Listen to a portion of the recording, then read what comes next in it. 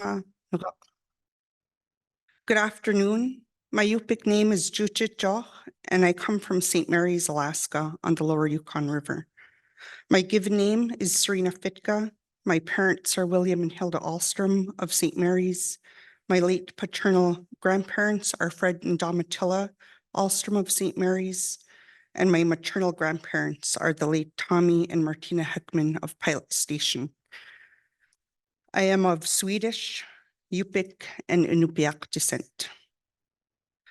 I'm honored to be invited to talk to you all today and acknowledge that this meeting is being held on the traditional lands of the Dene people, and pay my respects to elders, both past and present.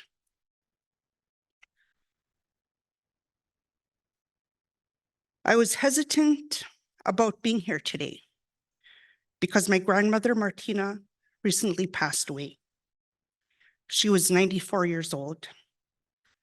In talking to my family, they reminded me that she would be very proud and honored to know that I was talking to you all here today in hopes of sharing the knowledge that has been passed on to me from her and her parents before her. With that, to you today, I speak in honor of my grandmother, who through her wisdom and teachings has also given me the strength in preservation in hard times. It does feel a bit intimidating to be speaking here today in a room full of PhDs and doctorate degrees. But I hope that what you hear today will help you become aware, or in our Yupik language, make you slangak, to wake up to the importance that traditional knowledge has in your work. I believe it is necessary to work alongside local knowledge holders and grasp the concept of our Indigenous ways of living, referred to as traditional ecological knowledge in research projects. I grew up in St. Mary's, located on the lower Yukon River. I have a degree in business administration with leadership distinction from the University of Alaska Fairbanks, and I am the executive director of the Yukon River Drainage Fisheries Association. I would like to first make you aware that I am a product of colonization, just like many of my generation. I must make you aware of this to provide you with the basic understanding that our ways of living still hold strong, and it is why we are all here today. I was brought up with parents who were raised in boarding schools. At the age of 5, my dad was taken from his parents and sent to Ringel Institute, and then later sent to St. Mary's Catholic Boarding School in St. Mary's, and went to high school at Mount Edgecombe in Sitka, Alaska. My mother went to BIA school in Pilot Station, where she was punished for speaking her native language, and then later sent to Oklahoma in high school, for high school. After they returned to their homes as young adults, they had to adapt to live in an environment that they were trained to forget. Despite not learning my traditional language, dance, song, or the spiritual aspect of our culture through my parents, I was taught the ways to harvest our food and how we lived off the land, which remained the only constant in our surrounding villages. I apologize, which remained the only constant in our time of assimilation. I was fortunate to learn from the elders in my communities and surrounding villages, so I have the challenge of helping you understand why traditional knowledge is important in 30 minutes to help you slangak, to become aware. It is my hope today that many of you begin the journey of understanding our ways of living and how this needs to be acknowledged in your work. I do not like the terms living in two worlds because we live in one. Our perspectives are different, and those differences influence the way we live our lives.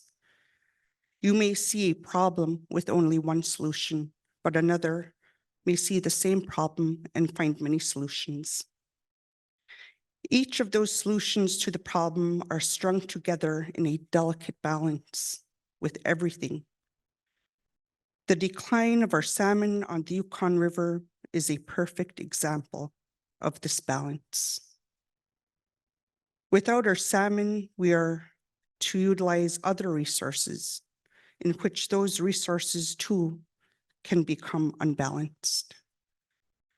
By not fishing our salmon, we are forced to eat other fish species. We are forced to hunt more big and large animals such as moose, and those can also become depleted.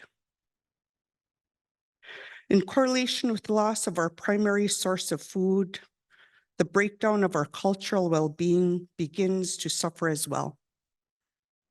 As young children, we are taught skills like lessons in a classroom. And the test is when we are finally able to apply those teachings. As a little girl, I stood by my grandmother Domitilla and my mom at the fish rack, watching intently as they glided their ulok across the belly of the salmon with such grace and ease. My responsibilities at the fish rack were to mix the brine and to hang the freshly cut fish onto the drying racks. When I was a senior in high school, I cut my first chum salmon. As my mom stood by me,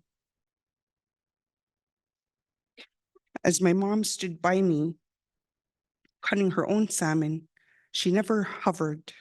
She never corrected me. It was like she knew that I already had the skills necessary to cut the fish. We learn about every outing, every harvest, every processing of our food includes lessons like this. We learn about the weather, the plants, the wind, and the animals. Our people live by the seasons. We observe the changes in the environment that surrounds us to indicate what is to come. Our oral histories are passed down from generation to generation, and it is given to us over and over again throughout our years. The wind carries so much information. It can tell us if a storm is coming, when the fish enter the river, or which side of the river to travel on. When you look to the sky, in the spring, when the birds are arriving back, the formations can indicate how the salmon will enter the river. If the birds fly in a perfect V formation, that indicates the runs of the chum and chinook will be distinct. But if they are flying out of formation, the runs of the salmon will be scattered. Tapping into local traditional knowledge of Yukon River fishers can provide historical information about salmon health in subsistence harvests. Engaging with local fishers in research can provide cost-effective, timely support and with local perspectives in remote Yukon River areas, and give back to the local fishers by providing employment, training, education. Local fishers can report early warnings of significant events and respond rapidly. YRDFA has become an essential part of the communication between fishers and fishery managers in this region. We work to document and utilize local and traditional ecological knowledge in fisheries management and strengthen the long-term economic viability and sustainability of the Yukon River communities through preserving subsistence fisheries. I'll now turn it over to Vanessa Von Bila, who we collaborate with on one of our projects.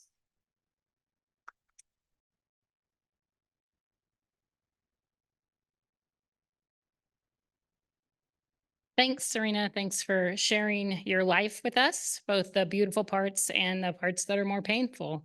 That's part of learning and becoming aware. So I am one of the Western science collaborators that works with Serena. I've been coming to this meeting for a really long time, so I actually know quite a few people in this room. But I'm going to do my introduction in more of the Alaska Native way, given the topic of the talk. And tell you more about my family and my connection to fish and shellfish. My parents are Jack and Susie Von Bila of Bellflower, California. My grandparents on my father's side are Claire and Don Von Bila, also of California. My grandparents on my mother's side are Ruth and James Ainsworth, and they are probably the reason that I did get into biology and have always been fascinated with marine ecosystems in particular. They were from Massachusetts, and my grandfather was in the Navy. And if you know anything about Massachusetts, you know they are very well connected to the marine ecosystem and have a lot of traditions there. They moved out to Southern California outside of Los Angeles when it was still full of farms and one city didn't yet run into the next city.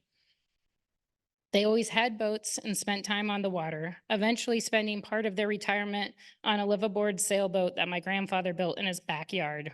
This is a wood hull sailboat. So anybody who's known wood boats knows those are a labor of love. And they did all this despite the fact that my grandmother did not know how to swim, never learned to swim. My uncles in particular grew up sailing and free diving for abalone, and the whole family gathered for clam boils. I didn't live in California that long myself, so the boats and the seafood were really just part of visiting them for me. My memories don't reach back to the years of abalone. I only saw the shells stacked up against the outside of the front doors as the remnants of what that ecosystem used to look like. But there was lobster, clam chowder, and fishing. Although the lobster I remember eating on the boat, my uncle telling me, if the harbor master comes by, maybe don't mention this. Highlighting the fact that they were probably already not doing well, even in the memories I had of eating them. Still, hanging out on a boat and eating seafood are part of feeling like home to me. And if the boat is wooden and I get to sleep on it, I could almost swear that my grandfather is watching over me. At home today, my husband is a psychologist. He's worked for the Aleutian Pribilof Islands Association and also the Alaska Native the Alaska ANTHC. So he gives me regular doses of human dimensions lessons at home. And as mentioned, we have 3 kids. And so they're all always asking questions and pushing us to learn new things that are different interests outside of our own. So now that's a pretty different introduction than just listing all the places I went to college, as if I was born as an undergraduate and my parents were my graduate advisors. I think I saw that Gordon was here, and although Gordon taught me many things, he is actually not my dad. And I think we all know this because none of us are going and showing up at our graduate advisor's house at Christmas time or expecting them to produce a bedroom for us to sleep in or any of these things. But I think this is a reflection of the way that we separate and compartmentalize our personal and professional lives. And when we start to work with other groups, we have to become aware or salunguk of these differences. Science, Western scientists, we have a bit of our own culture, and maybe culture isn't the right word to use, but I can't think of a better one in this context. So we have to become aware that there's a lot of things we do that are really odd to other people, like only mentioning the universities you attended. It's not like you were there for a decade in most cases. And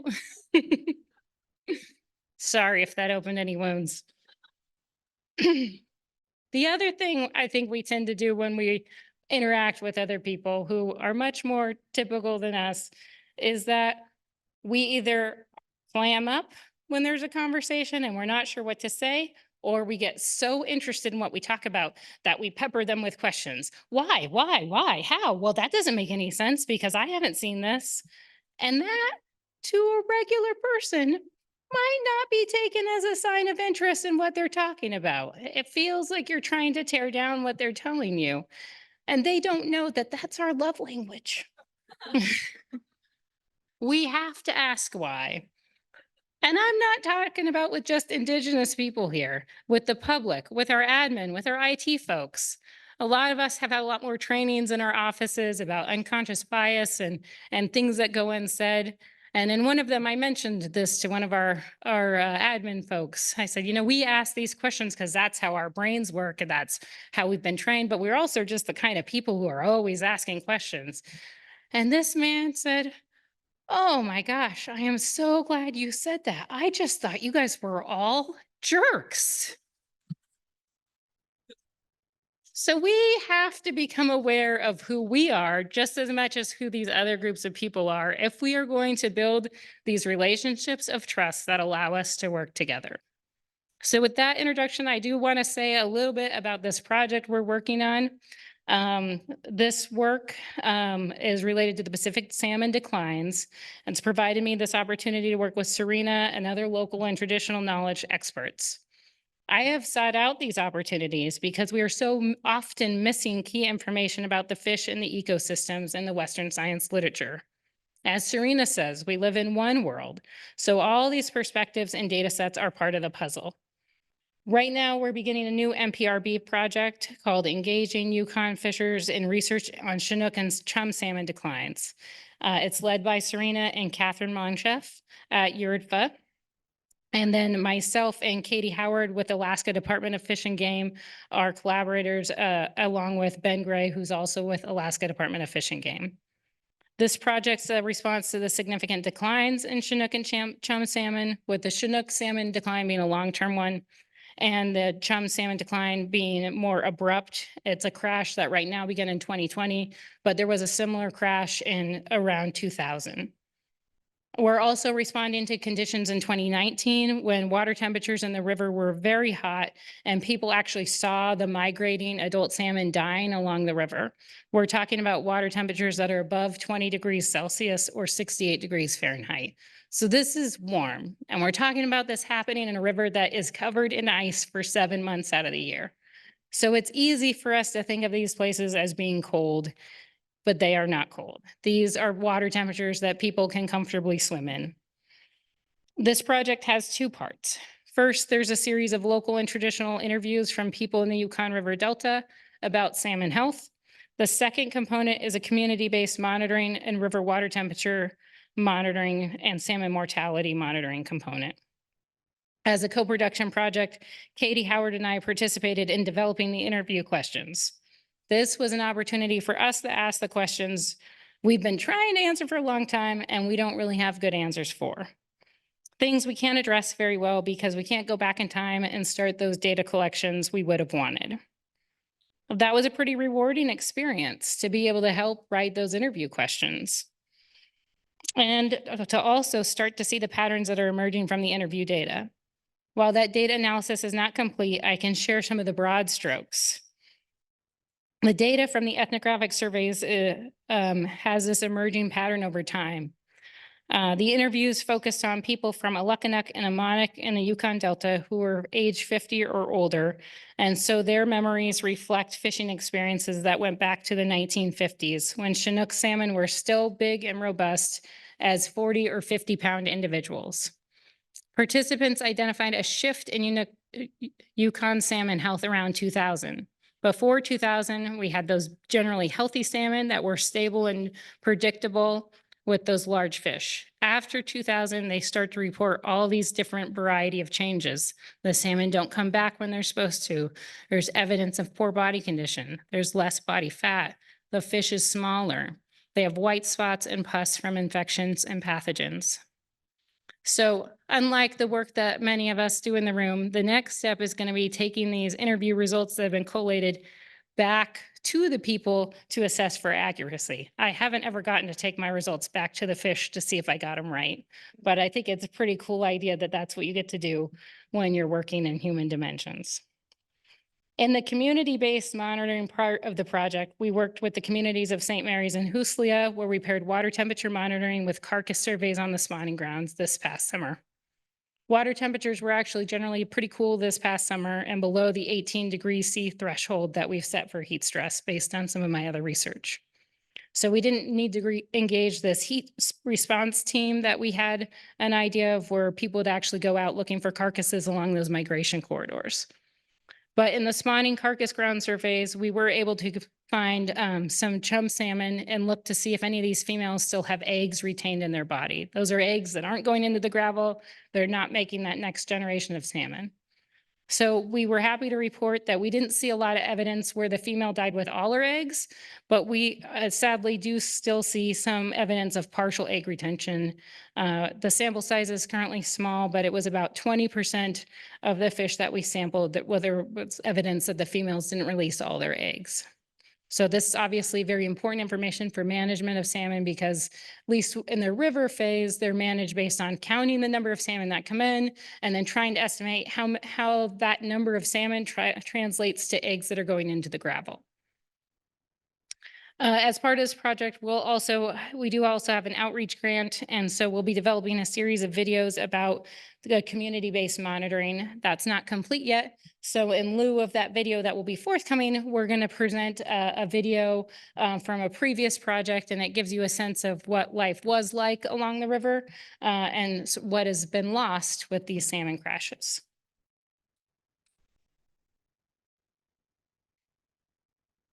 And then after the video, Serena will come back up and close.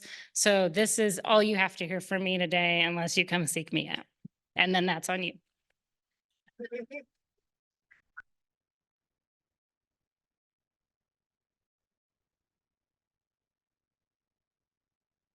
So around the globe, there was king salmon all over the place, even in Europe.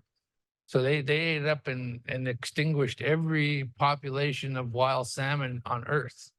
And our Western Alaska rivers have the last wild stock of salmon in the world. So once those are gone, there ain't no more wild stock. I started fishing in the early 70s. And there were, quite a number of fish, back then. And every year, they, start to notice the decline in, both chums and kings. What do you think led to them declining?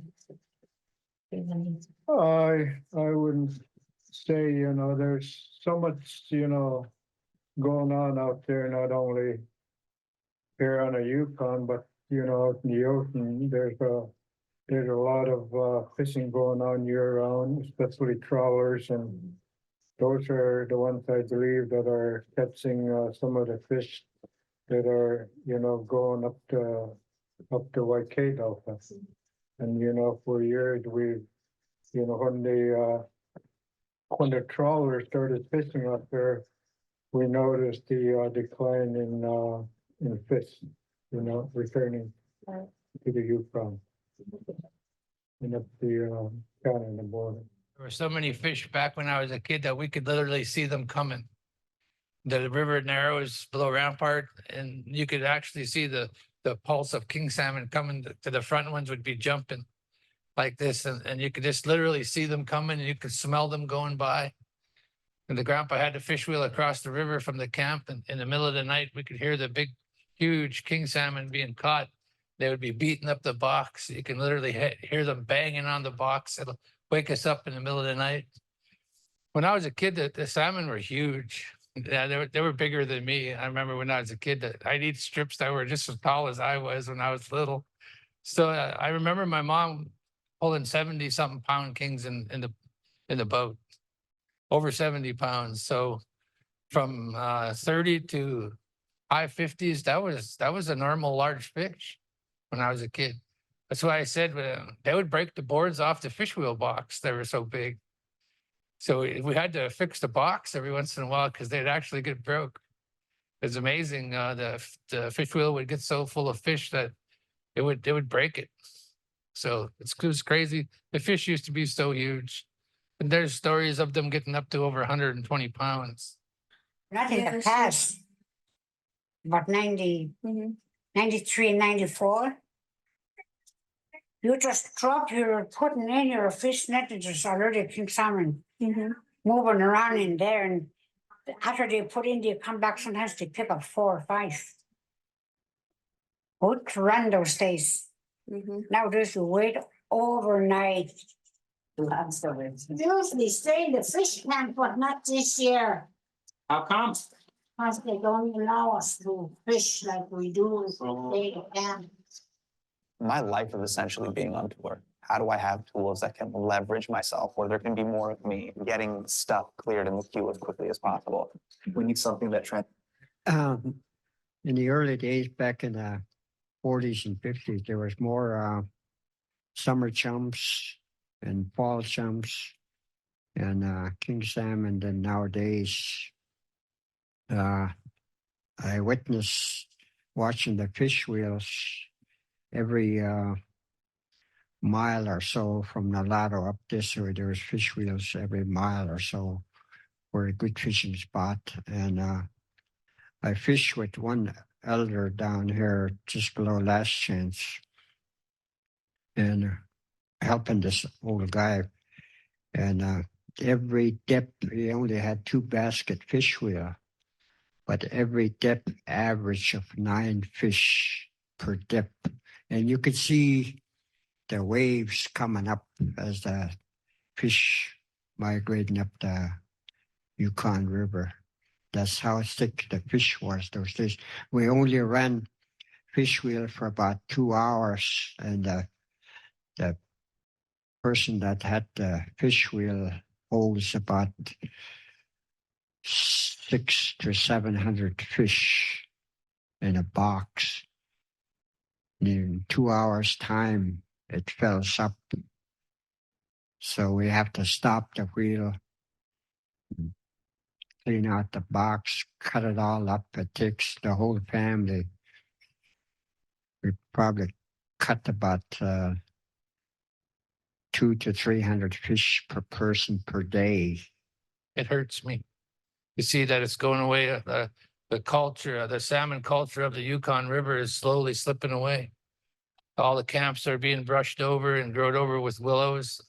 They take our way of life and they put a dollar value on it, and that's changed our whole way of life and our culture. One day they won't have fish to fish, so what are they gonna do then? You can't just let the dollar eat at everything until it's gone. You have to take measures to try to stop this from happening.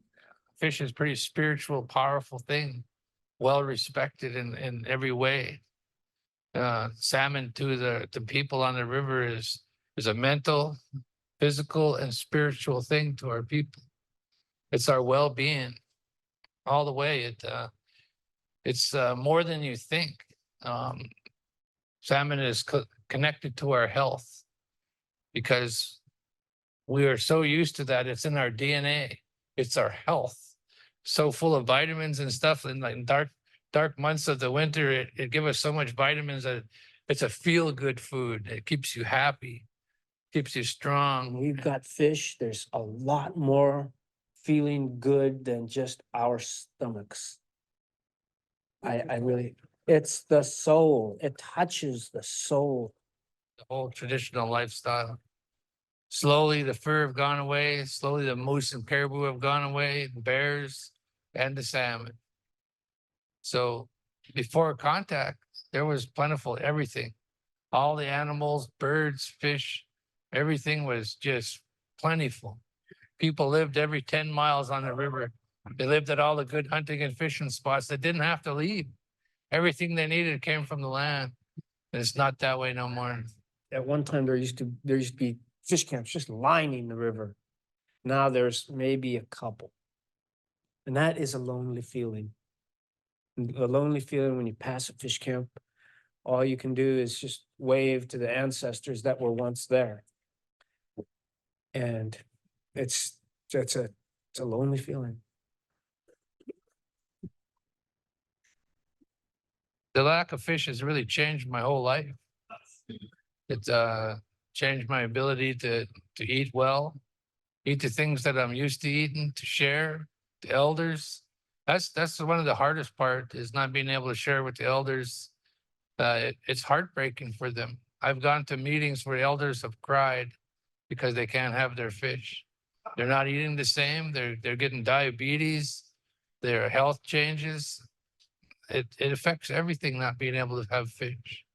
It affects everybody that's from the salmon culture along the river, and it extends out to the families that came from there and don't live there no more that we shared with.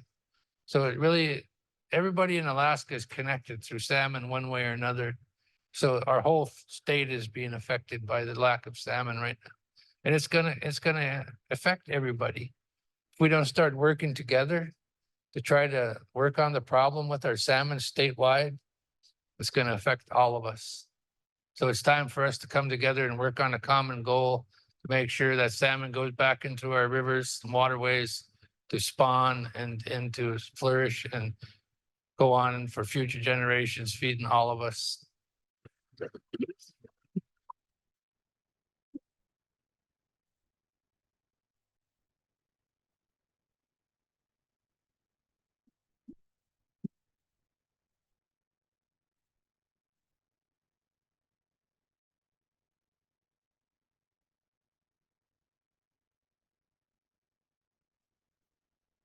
That's one of the projects that our emerging leaders that we collaborated with Tana Chiefs Conference. The youth created that video using the interviews that were conducted back in 2001 when I was just out of high school, interviewing elders in our communities with YRDFA.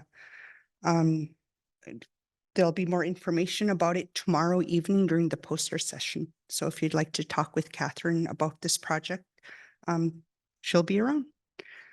In closing, I'd like to add that the Indigenous old way of making decisions has changed.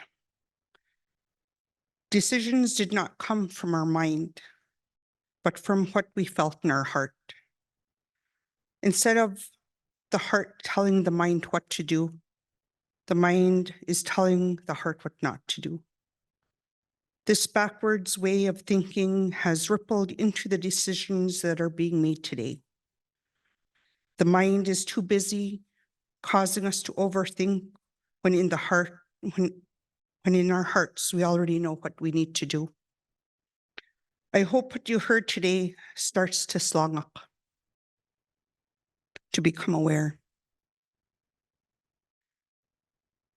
You are aware, and it is now up to you how you choose to use with what you now know.